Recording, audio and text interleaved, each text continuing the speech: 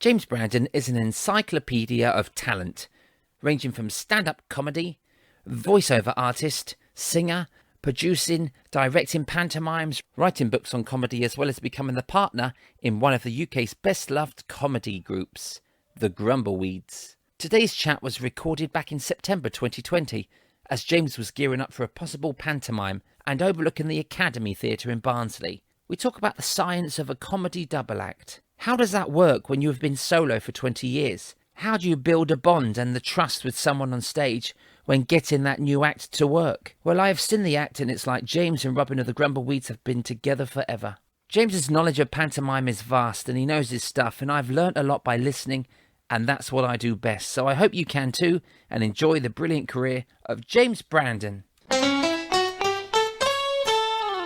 Hi, James. Hi, Steve.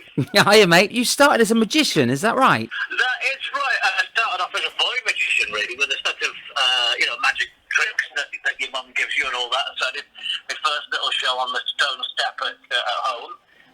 And then I sort of turned pro when I was about 16, 17, left school. And I enjoyed that kind of that side of it. And then magic sort of went out of fashion a little bit, and the rest is history, I suppose. Did you go to magic conventions and things, or enter talent competitions? Yeah, I did. I used to go to IBM and Blackpool as well, and then the Northern Magic Circle, the Easter Parade, which used to be at Harrogate many months ago. I'm not sure whether it still is. Right. But yes, I did all that, yeah. It's quite buzzing now, actually, the magic world. There seem to be magic circle societies all over the country, and it's still thriving, I think. It's certainly come back. I mean, if you look at magic goes in and out of fashion. So there was the David Copperfield, Siegfried and Roy era, Uri Geller, and then David Blaine, and then Pentella when they first came in on Channel 4. Yeah. So there were lots of, it goes in and out of fashion. Darren Brown was another. Dynamo. Yeah.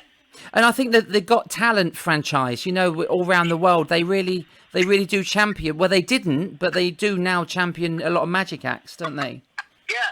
Well, magic was very out of fashion on BGT. Once upon a time, there was sort of massive eye rolling going on when a magician turned up.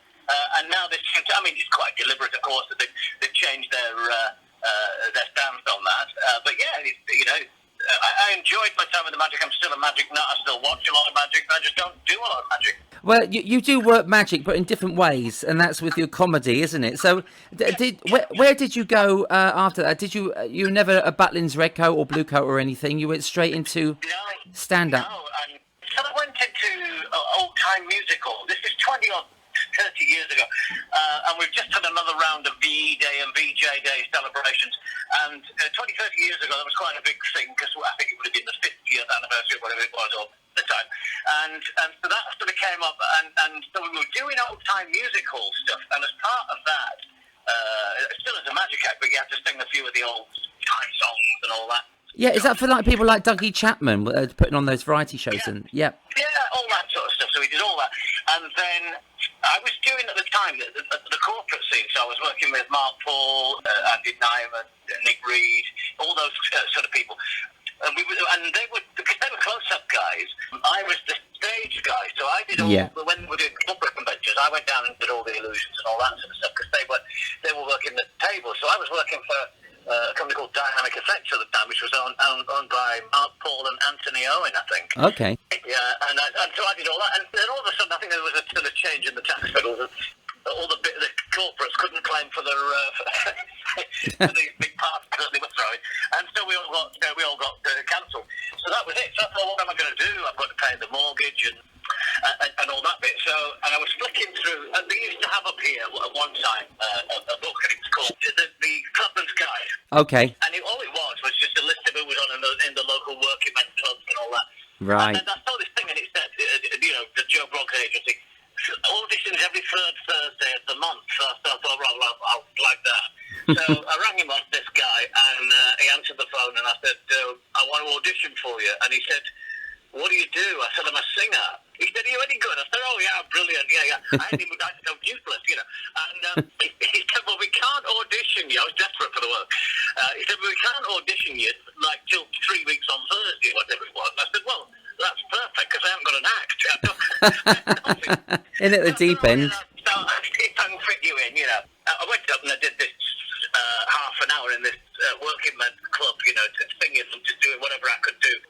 I didn't know this guy, what he looked like. I just knew he was in. And then this bloke walked up to me after the thing and went, how much do you want? and he said, listen, he said, I can't do anything with you, he said, because we book 6 months ahead. He said, but I'll put you on the thing, and then I'll, in 6 months' time, the work will start to trickle in, but there'll be odd bits. So I thought, well, that's great. That gives me some time to get myself an act together, and off I go. Yeah. So the following morning, at 9 o'clock, the phone went, and it was him. And he said, listen, we've had a cancellation. Can you work in Skipsby tonight, right on the East Coast there? So, you know when your brain is sort of going, no, and your mouth just goes, yeah, of course. Yeah. The money says, I need this, and your brain's going, I can't do it. So I've now said yes to this show that's miles away. I've got no act. I've got to do 90 minutes. So off I went, and I scraped through it. Don't ask me how. And then, so that was that. And then I worked in the clubs. Ostensibly as a singer for years. But in between time, of course, I've been trying to fit in some of the magic stuff and trying to make it different. Yeah. And the magic stuff just didn't work. They didn't care. And so then I started sort of taking the mickey out myself a bit and started doing some visual stuff. And then it went from there, and then eventually the props went, and I just became me and a microphone. Oh, okay, so you created your own sort of unique brand of offbeat humour, wasn't it? It's kind of zany. And what sort of routines and jokes did you start performing as a solo? Well, what they were, I mean, a lot of what's in the Grumbleweeds now is from my solo act. So the karaoke, where it's all going wrong and the tape speeding up, slowing down. Oh, and all brilliant! That, yeah. Falling over, was what I used to do but I did it with pedals, you see. So I used to pretend to be like a self-contained act and switch the pedal on, and I can't switch it off, and then it explodes and all that. So I was doing all that stuff, and the violin that catches fire that we do now. Wow. That was in my solo act for years. And it cost me a fortune to build that, because it is a proper smoke machine thing inside it. It's not a little Mickey Mouse thing. The smoke machine that's inside it was £1,000. Oh, you're joking. You didn't have to reset that every night, didn't you? And the violins, I mean, we've been through that many violins. That one now, it's all fiberglassed out. All right. It's bomb-proof, that one. So I was doing all that kind of stuff and visual stuff and things going wrong and the microphone going off and, some mic stands falling to bits or something. And all that sort of stuff. Just being a fool. Yeah, well, it's different, wasn't it? It's different to just a singer and different to just a comedian. It's something zany that people love, actually, like the joke. Yeah, I did that, like the comedy vocal, the microphone stand was falling down and all that stuff. And, the chair supposed to be, everything that went. I used to do a thing where my trousers were all in panels. They went pop fast. And the seat of the trousers was Velcro. So I'd sit down on the stool, and then, of course, when I stood up, I left my trousers behind, which I thought was... Anything you can think about, it's getting naked halfway through the act. It worked. Yeah.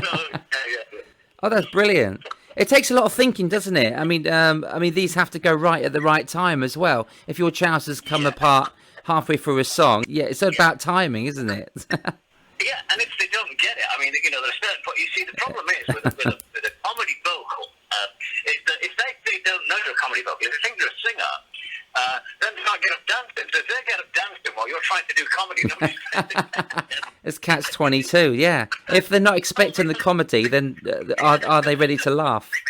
Yeah, we've got to sing up with no trousers on the stage. What are you doing?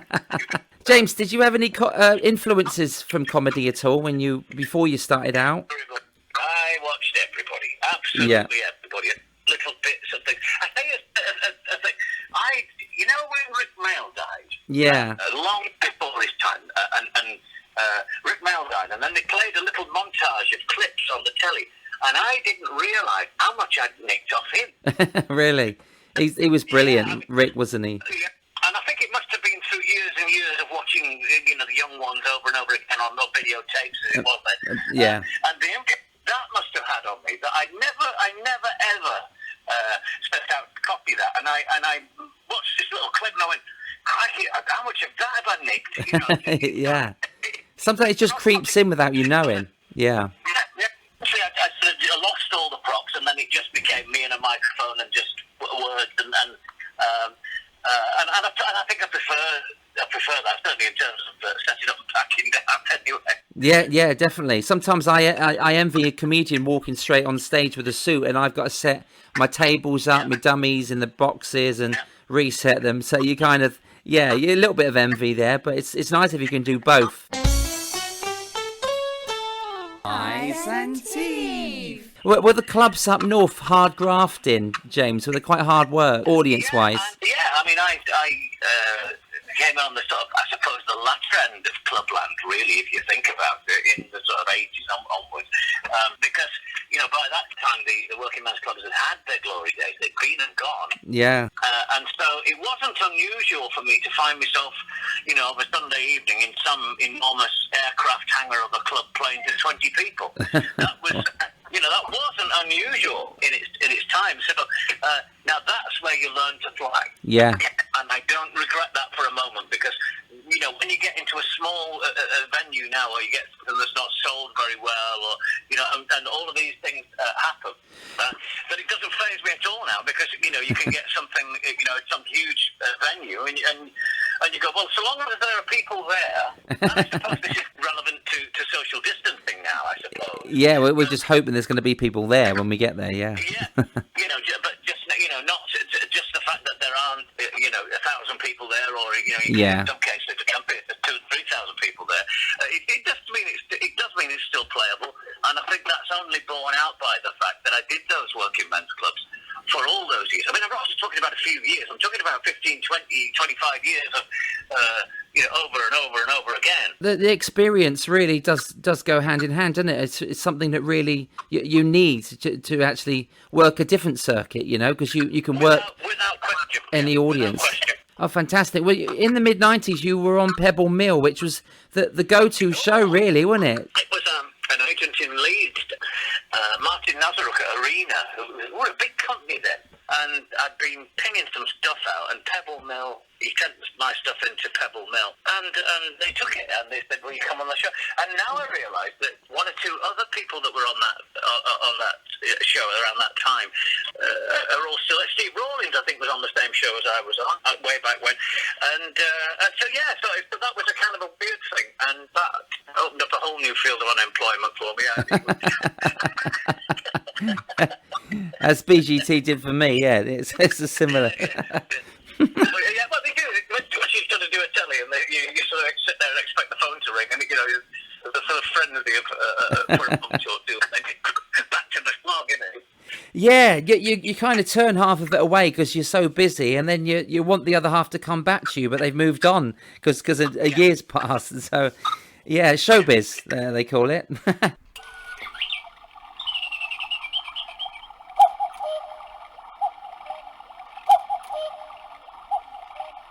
You've worked so much in the corporate world. Do you love comparing those sort of things, or performing a spot mainly? They're not the easiest of audiences. I never confuse the two. Right. Never confuse them. Yeah. Simply because I am an idiot. That's my act, right? So when I go on the stage, now if you already know me through the Grumbleweeds, then you'll only know me as the kind of serious Sergeant Majory sort of guy that the feed.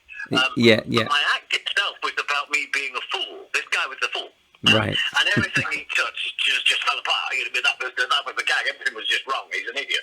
And so when I went and did, I did a lot for a fabulous MD called Mike Ryle. He was a wonderful man and a great friend of mine. He was Cannon and Balls MD and James Okay. Donald. Wow. And I did a lot. I directed a lot of shows for Mike, and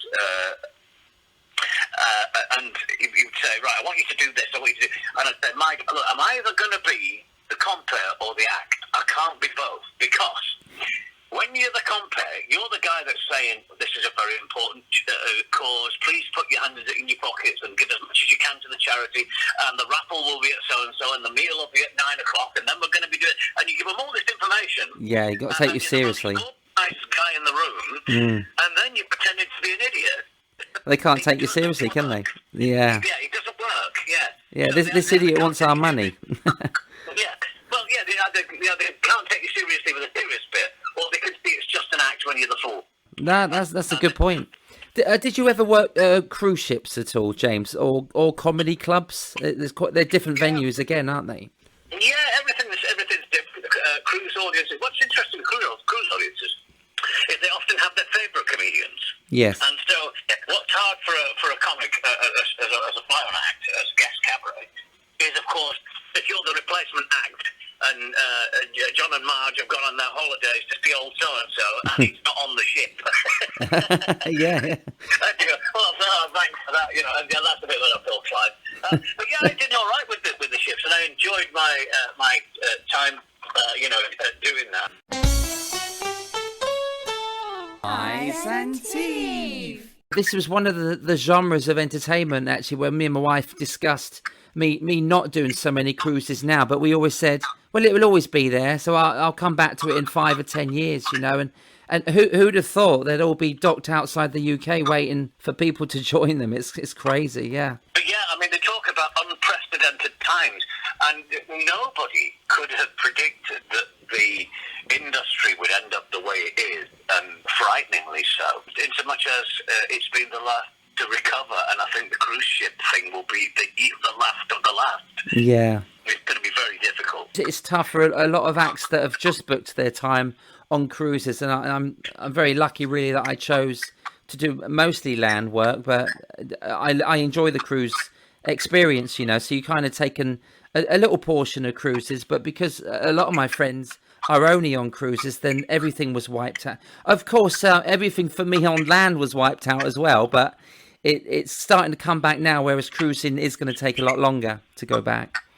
Yeah, I agree. I think it's going to be a long time, and I think that's because it would be very difficult to socially distance one way, you know, and all that stuff, because obviously cruise ships are stacked, you know, 20 deep everywhere. Yeah, that's true. I mean, everybody's looking down at arrows these days, just following the one-way system. And if you do that on a cruise ship, everyone's going to be walking off a plank into the sea. So they're going to be like lemmings. Yeah. Well, of course, the other thing is, and I was thinking the other day, but if you want to make some money now, this is the new business to get into. You've got to be the guy that gets the glue off the carpets when this is all over. That's true. It's true. Literally, yeah. Gonna get a fortune out of shifting all that adhesive off the floor. Forget the chewing gum. Just go for the arrows. Yeah. That was crazy, isn't it? We spent so many years trying to get people to look up from their phones, and now we're looking down at all the arrows and social distancing markings. It's that's mad. Oh, conversational. James Brandon, you have written and performed and directed most of your pantomimes over the last 10 years. You've done any of the stories. What do you love about panto as a solo artist? Well, actually, let me correct you. I've been doing it 25 years. I'm writing and directing. Wow. But yeah, I've done that. I've done all the major subjects. I'm just doing another Sleeping Beauty as we speak. Another version that I'm writing. So what do I like about it as an act? I don't know. I just love the warmth of it. I think the chance to. I always say when I'm directing a cast in a pantomime, and I think this is probably as relevant as anything, is that what you've got to remember is that for these people, this is Christmas, and this is the most valuable holiday time in anybody's calendar. Yeah, is what we do at Christmas. You know, nobody ever feels Eastery or Bank Holiday Monday. But you do feel Christmassy. So it's a very important time. And I said, and when those people choose you to, as part of their holiday, they should choose to spend a significant part of their holiday and their income on coming to see you. We've got to give them a show. It's magical, isn't it? Yeah, and I think that's the thing, because you see, I might work at last year I worked at Southampton, the year before Northampton, and then the year before at Birmingham. These are huge venues, and yet the venue that I'm directing, I have done now my 17th year, I think, there, and others before that. It's a very intimate venue. Yeah. The reality of that is that the people that will come there either become because it's an intimate venue, or they come because it's far too expensive to go to a huge venue where the tickets might be 4 or 5 times the price that they would pay in the small venue. And so what we have to do is we have to entertain across the board. We have to entertain the kids who their parents might not have a massive amount of disposable income that could go and do a Palladium or a Birmingham or whatever. And they come to you, and I think we at least owe those kids the same experience, the same magic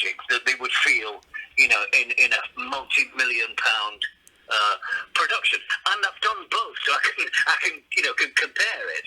It's nice that you do have that experience of doing both. I mean, the intimacy and also when you get a big mass like the Birmingham Hippodrome or Southampton Mayflower, when you get that big waft of laughter and applause. But also in an intimate atmosphere, it's equally as great, isn't it? But it's so nice of you to say that you want to reach any audience and any paying audience, because it can be really expensive for a whole family. And so it's nice that they have that choice. You know, not in every town, but people do travel, don't they, just to see Panto every year. We get people, coming from... it's not unusual for people to come down from Newcastle or Darlington, and they come just because of the kind of show that it is. It's very traditional, it's very old-fashioned. But what we do is we try to fool the pants off them, and because we do it very close to them. And this is where the magic stuff comes in. I mean, we do a thing in Aladdin where Aladdin flies and vanishes mid-air, and we do it about 8 feet away from them. Nobody's ever said how we do it, And I'm just doing Sleeping Beauty where Caraboss, the villain of the piece, of course, the Maleficent character, she flies, she starts doing the song and she flies while she's doing the song, which is just a few feet away from them. I'm just resurrecting a new kind of ghost tag which flies. Okay.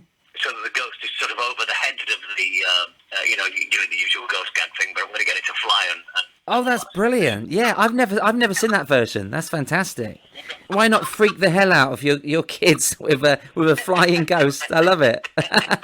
He's behind you. He's above you. He's... The kids they'll go mad. But of course, I mean, one thing we don't do is we don't scare the pants off. That would. No. Of course. Obviously, it's to comedy tastes, isn't it? But what's your favourite part to play? Because you've played Idle Jack, you've done Dames as well. Do you like doing Buttons? Yeah. And I didn't like doing the Ugly Sisters. I'll tell you that for free. you didn't, or you did? No, I didn't. No, it's very hard to be funny when the kids hate you. Oh, yeah. And the thing was, it's because, and that's not to say that the Ugly Sisters aren't funny. That would be an insult to Ugly Sisters the world over. Sure. Of course they're funny. But for the kind of funny that Robin and I were doing, it was an uphill climb, I'll tell you that. And of course putting all the gear on. So I don't mind playing Dame, I've done it many times. But I'd prefer something that I can just sort of chuck on. I like doing Buttons. I think most comics like doing Buttons because it's a great one to do.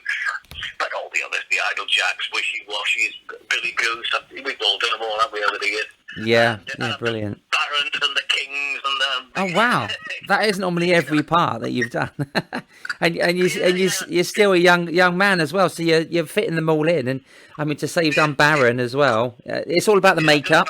Yeah, I've done Villain as well. You worked the same theatre, you said, for 17 years, and it's the intimate one. What's the name of your theatre that you work? The Academy Theatre at Barnsley, which is right bang smack on the M1, at junction 36 of the M1, so it really is dead easy to get to. But I've been producing and directing their Panto now for 16 or 17 years, I think. We started off with Aladdin, then we did the Dick Whittington, then and there are some people around that could name these in order as we've done them. And then we went into some sort of lesser known titles, Mother Goose, Little Red Riding Hood, some that hadn't been done for a while, so we went round. And it's good to see that some of those old titles have come back now. Paul Henry's doing a lot of Mother Goose productions. Okay. Humpty Dumpty is back, which Keith did a great version of, if you remember, way back when. I know he did, yeah. I think I saw Humpty with Keith Harris. And Goldilocks, of course, has come back. So all these disappeared for a long time, these old titles. I do write them in a very specific style. I mean, I've written them for other people in different styles, but I write the shows in a very specific traditional style, and it dates back to around the sort of 20s and that sort of 1910, 1920. And there were a series of publications, and at that time it was traditional to write these shows pretty much in rhyme. Okay, yeah. And so there's been a few of these TV pantos that have been done this way. So it's children's theatre. But I don't do the whole thing. The comics don't talk in rhyme, of course, and the Ugly Sisters don't talk in rhyme. But they're all set up in rhyme, and they're all rather. That sounds like a self-recommendation. It's not. The style of the writing is the rhyming is quite clever. It's not sort of roses are red, violets are blue. Yeah, sure. It fits within the story, though, doesn't it? It all works with it. We're bringing the story together. So that's how we did it, and that's how we sort of captivate them with the magic, and then we do all the other stuff. We've got a smoke curtain that's there, and fully automated on the lighting and all that stuff. So even though it's a small venue, we can still create all that magic and stuff. But it's quite magical that you are going ahead this year as well. It's really nice to hear that some of the smaller venues are social distancing, and they're actually going ahead with putting Panto on, which is a delight for the locals to hear. Because of the layout of the building, we can do that. There's a door in, there's a door out. There's a complete one-way system in there. We can socially distance, and because of the layout of there's a lot of rehearsal studios in there, dance studios, music studios, and so on.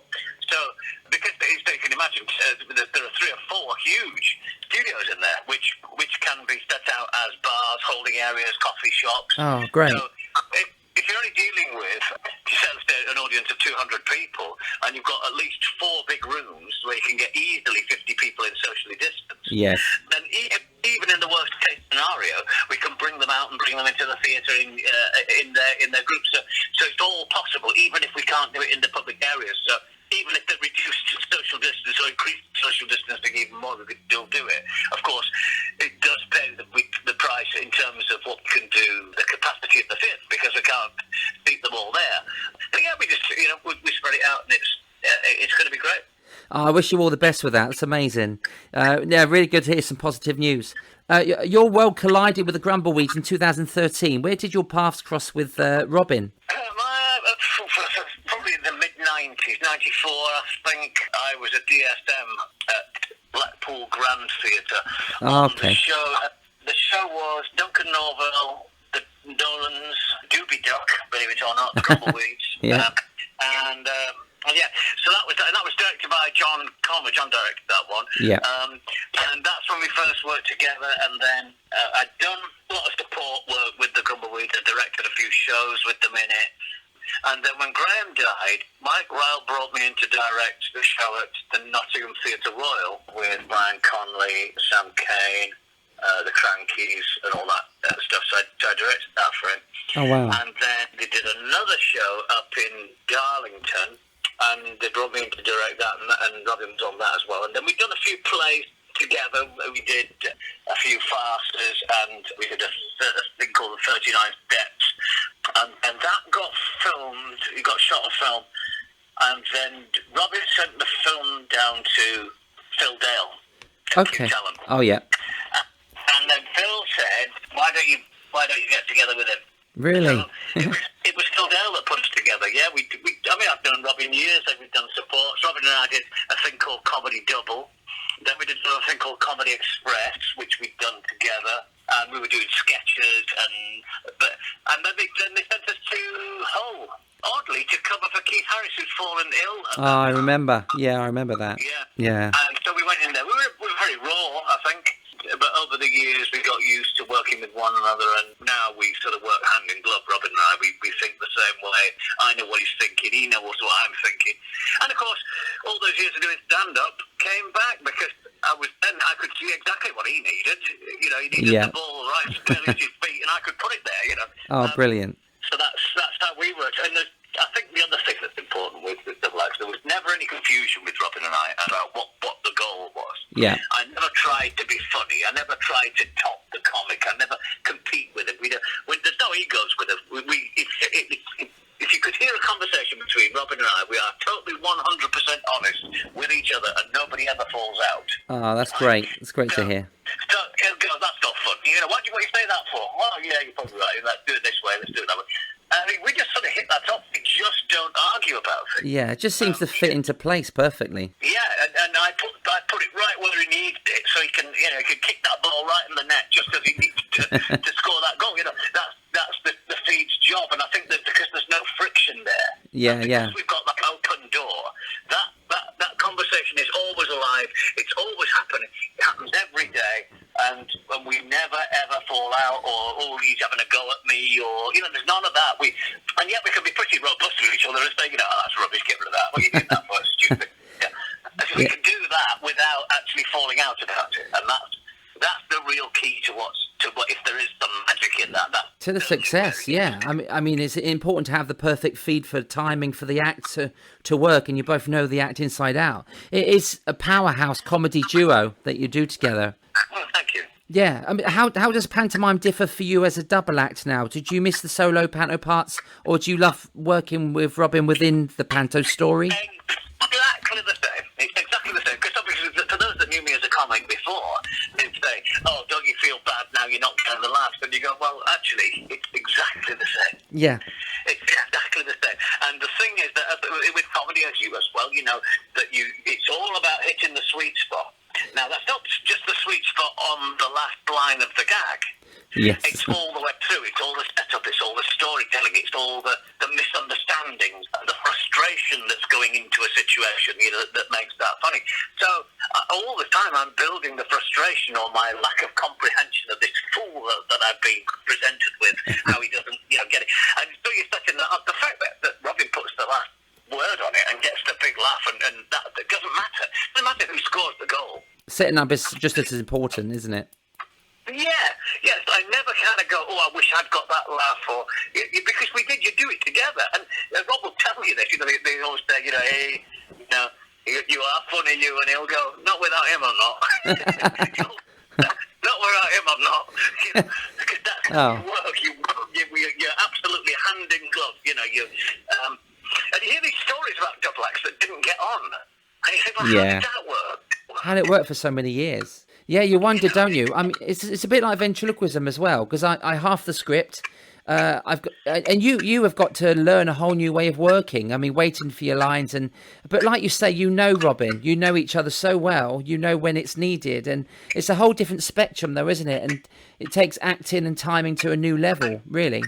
Of course it does. And you see, you've got the same leap of faith, right? You walk out, and so the perception is that two guys walk out. Right? Yes. And it's just you. So from the inside looking out, you're going, well, it's just me and this thing on if the illusion is correct, then the audience have to believe that the little guy on your knee that's getting all that's your job. So, I suppose, I mean, it must have been a plot of a few dramas along the years, but, or films or plays. But these guys that get jealous of the doll getting the laugh, it's ridiculous. It's you that's creating it, and without that union of the two characters, where's the comedy? Yeah, that's true. I mean, if I come out and the dummy doesn't say anything, then I'm screwed, and I have to remember that I'm doing both lines. So, yeah. So, wow, that's a nice transition, though. I mean, you've made it work. It's such a delight to work with you in Blackpool 2 years ago when you done the Keith Harris tribute show. So thank you for being part of that. You made it such a success. But you both smashed it. It was just Blackpool was like a home for the Grumbleweeds. So it's like you felt like at home on that stage. Did you? Yeah, it's a great venue that Lee's. It's perfect. Yeah. It's wonderful, and I'd urge anybody to go and see it, and Liam Martin and all that team up there.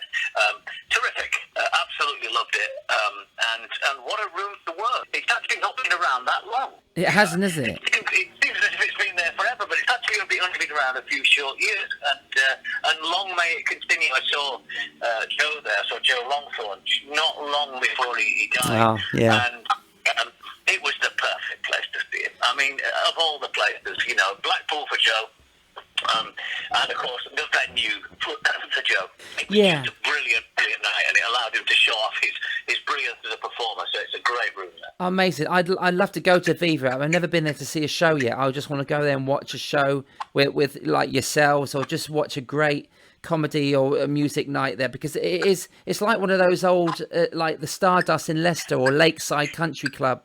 It's got that feel of the 80s and 90s, maybe even the 70s, but it still works. It works perfectly.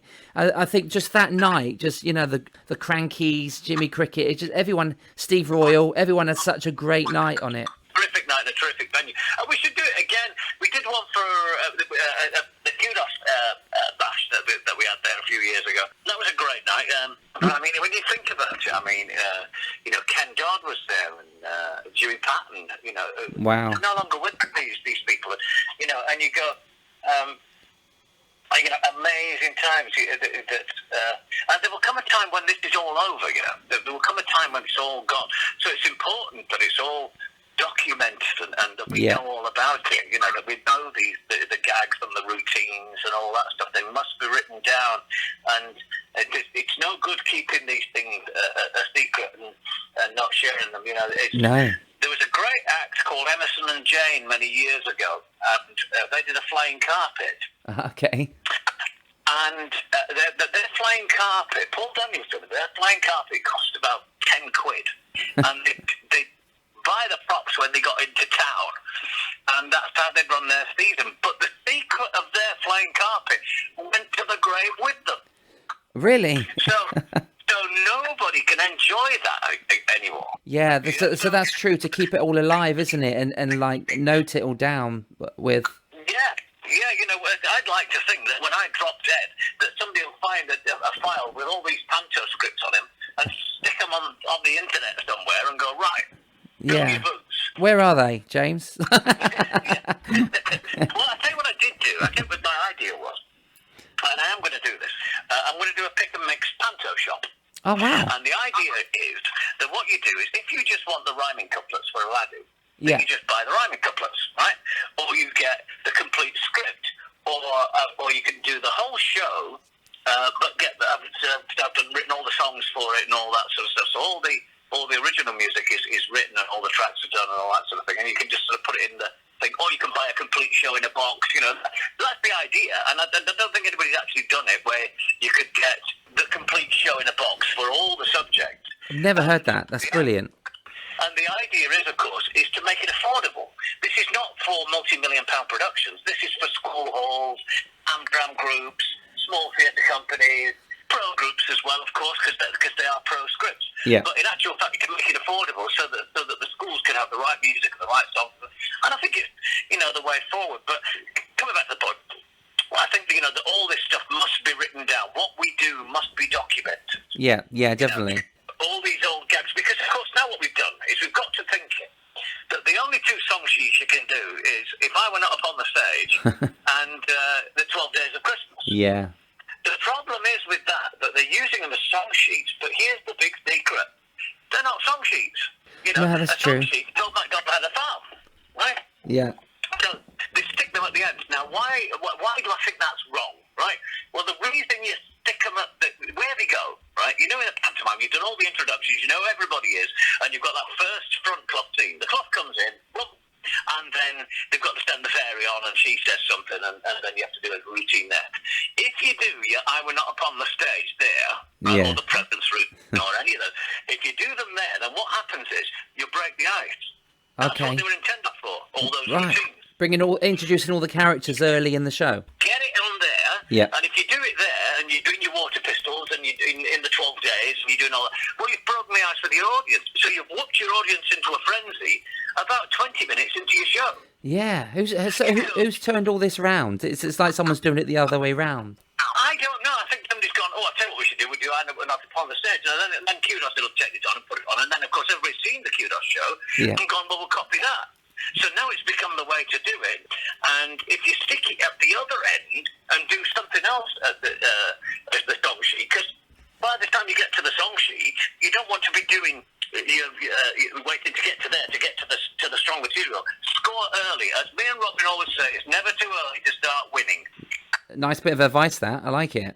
Yeah, don't wait. You don't stick your best bit at the end, right? Of course, it's got to raise itself to a plateau. Of course, it's got to go up and up and up.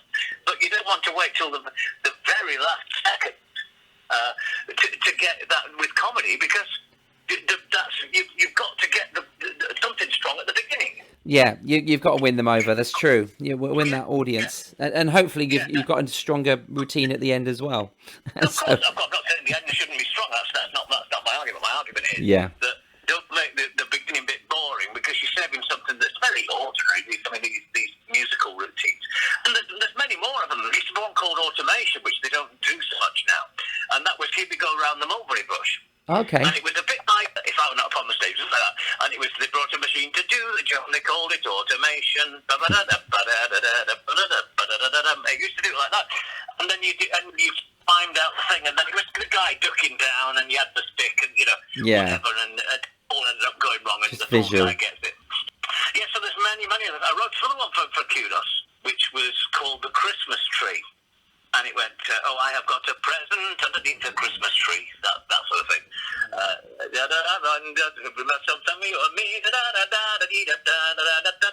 was that kind of idea.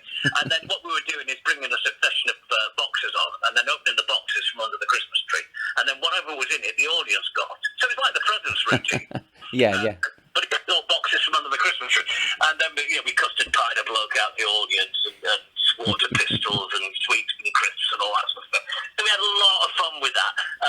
So what I would say to people now, I think if you're doing these kinds of things with pantos and shows, don't just get stuck in a rut. Have a look. It's never been easier to find the material because it's all on YouTube. And back to the point, what I must do, what you must do, what we all must do now that in the business is write the damn stuff down because it'll go. Yeah, definitely. Or you can buy James Brandon's Pantomime in a Box, which I love that idea. That's brilliant. Yeah. And also the sort of bits for it, because you might be good at writing pantos, but you might be awful at poetry. Yeah. So you can buy all the, welcome to you one and all, to London Bridge, to Old St Paul's, Trafalgar Square, the bells of Bow, through London town, the Thames does flow, and all that sort of stuff. Wow, it sounds like you're already rehearsing for this Christmas. No, it's all in my head. I've been doing it too long. I'm like, for what it's worth, I'm sat in the car.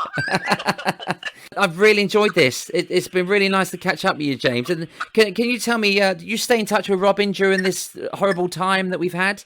Every day. Yeah. Oh, that's nice. Nice to hear. And have you come up with any ideas, or is it just keeping in touch? And every day we're coming up with ideas, and in recent times, we decided to add a little bit to the working men's club routine, because of course as soon as lockdown came, everybody was going online and doing these videos and all this stuff. And it was interesting really, because everybody had spent sort of years and years and years going, yes, I wouldn't get out of bed for less than £1,000, and all of a sudden there they were 2 minutes later doing it for free on Facebook. I wouldn't do a show for exposure. You can't spend exposure. There they go. I know. And now they're performing it in bed. They basically didn't have to get out of bed to do it. But so all those bits that were coming up, and all those, is it on? Give the thumbs to the, all that stuff's now gone into the act. So we write it every day. We put new bits of gags in and little bits of routines. And it just might be a line or something, or a song, because we travel with a live band these days. I think we're the only ones that do, but we've got a 7-piece band with us. that just brings out the true, having like an orchestra sound when you're doing your comedy as well. And this is the most beautiful thing about you and Robin. You both sing so well, and because you're a vocal coach as well, and drama and voice coach. Yeah, I did that for a long time. Yeah. Which came in handy when they kind of said, "Oh, you're doing a duet with Beverly Knight," and I went, "Geez, right, okay." Wow. I'm glad I did my time with that one. But so we got. When I say a band, with 2 guitars, bass player, drummer, 2 saxes, and a trumpet. Oh, so, amazing. It's a full brass section, and it's sort of rock and roll band, and they're great, which allows us to do all the song parodies, because of course Robin and I are really steptoe and son, aren't we?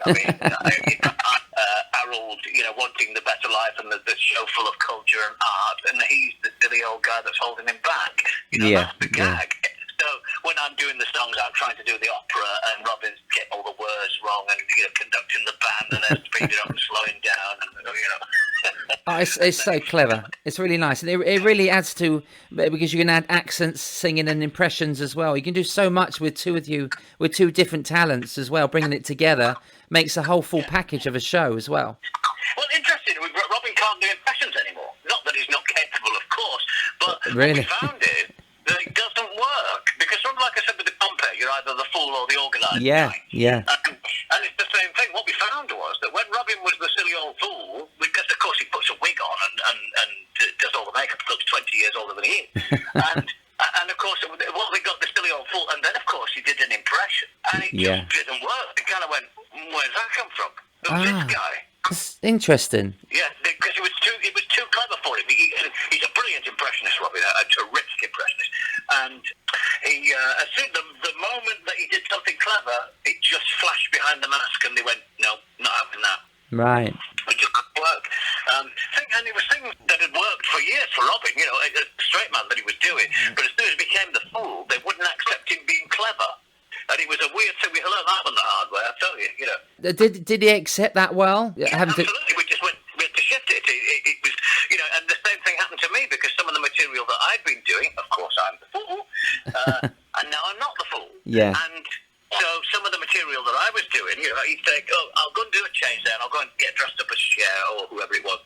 And then I'll do 5 minutes there. And I was doing material that had been, you know, 24-karat bulletproof stuff and going, this ain't going as well as it used to. Wow. Because I was the straight guy. He's the funny one, so what are you doing trying to be funny? And yes, you know. Yeah, you're playing to your true characters, and that's so professional to, you know, I mean, it's so nice to hear that you two get on like that and you trust each other so much to make the act work. Robin and I are absolutely hand in glove. We work. He trusts me. I trust him. We just work like that. And, you know, we are mates outside what we do. Yeah. You know, we go out together. We got a premiere together, or we write together, or we work together. We do business together. We do all sorts of things. But you know, there's no question about it. The actual bond between Robert and I is what makes it work. Oh, amazing! And the fact that I can give him that kind of icy cold stare at the sergeant major when he's messed something up, you know, that kind of thing. It's great because in actual fact, then it's the strength of that, and because when you get a strong friendship, that's kind of it. It's the sixth sense, isn't it? You can't fake that. You can see it, and so it's almost like you can sort of see the father and son. There's these disappointment going through.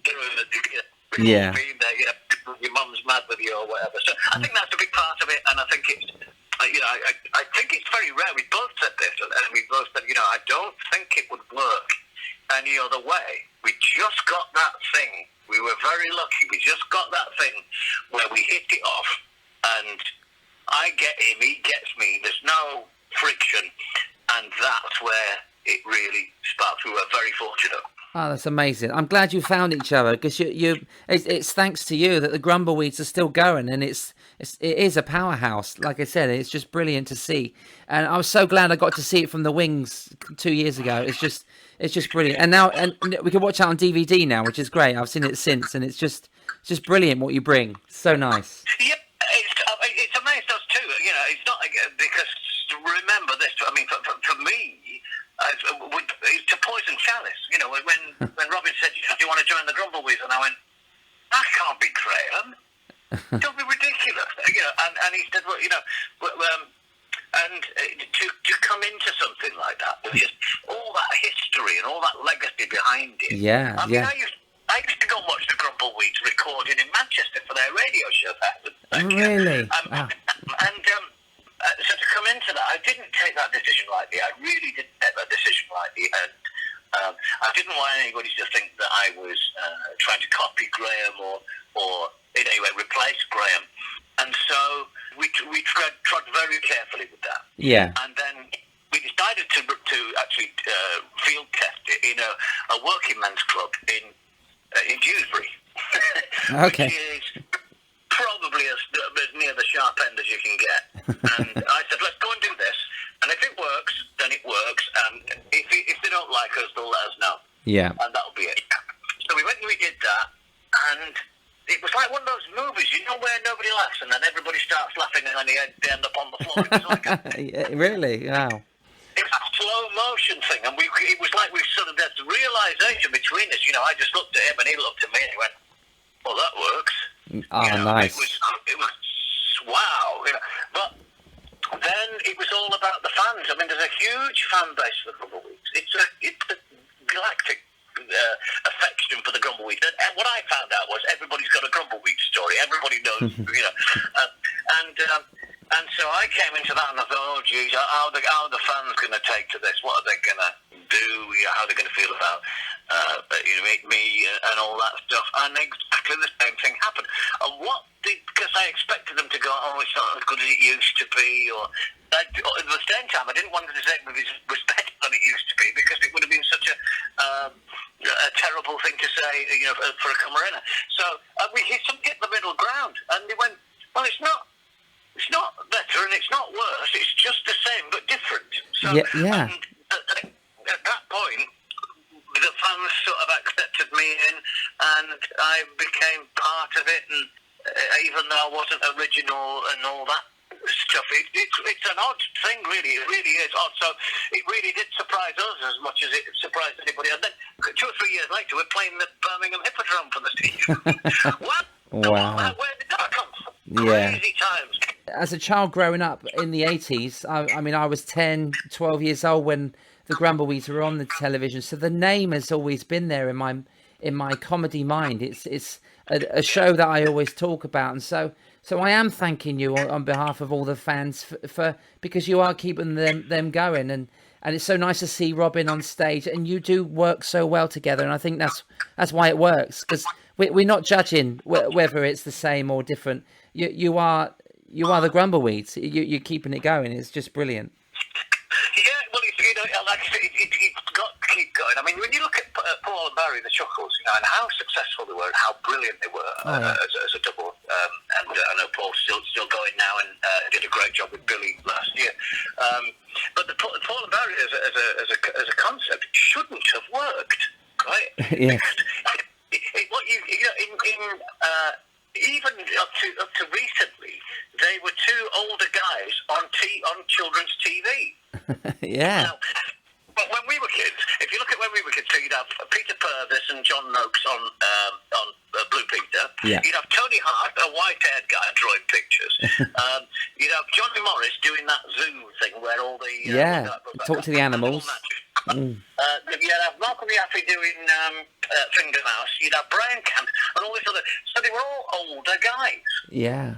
Now, there's no older guys in children's television anymore. So what Paul and Barry achieved was massive. And everything was against that. So my point is that if we don't keep this going, if it doesn't go another generation, and it's interesting because you can say, oh, the comedy's old and it's cardboardy and it's nonsense. Well, yes, it probably is, but it still makes kids laugh. Yeah. As much as it makes the adults laugh. So there's something timeless about that Laurel and Hardy, slapstick, Three Stooges, Chuckle Brothers thing. Yeah.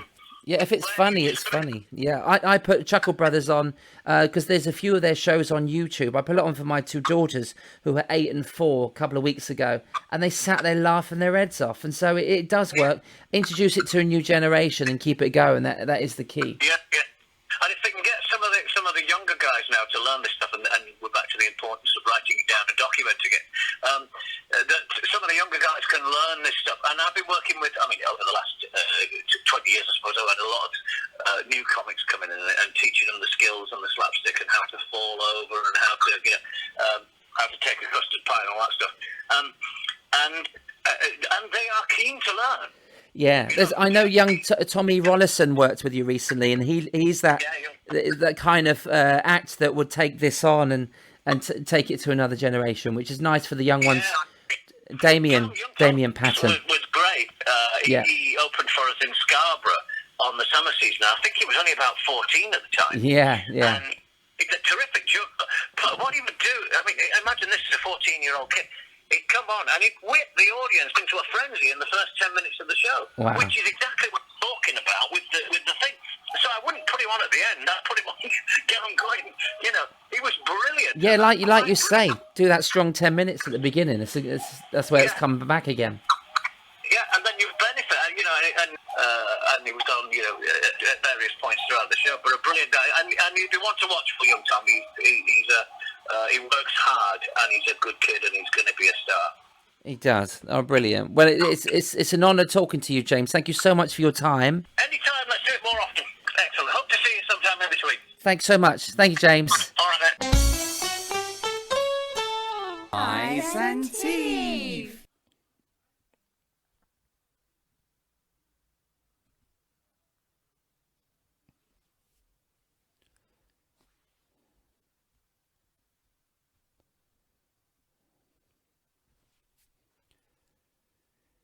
Thanks to James Brandon there, and if you would like to know more, see videos, photos, buy a DVD of his live show, or get in touch with James, then you can do so at www.jamesbrandon.co.uk. James is also the author of the book Armed and Dangerous, The Performer's Guide to Dealing with Hecklers and Interruptions, and he's currently completing his second book, The Great British Pantomime Handbook, which is due to be published soon. Today's comedy duo quote comes from Stan Laurel. Ollie, what do you mean you don't know what my letter said? You just read it to me. Stan. I know, Ollie, but it was private, so I didn't listen. Eyes and Teeth is written, produced and hosted by Steve Hewlett. Vocals by Lola, Nina and Larissa Hewlett. Additional vocals by Rich T. The Eyes and Teeth music and jingles are produced and performed by Kevin Dean. Thanks for listening. Next time I will be talking to a great comedy performer, the one and only Mr. Phil Butler.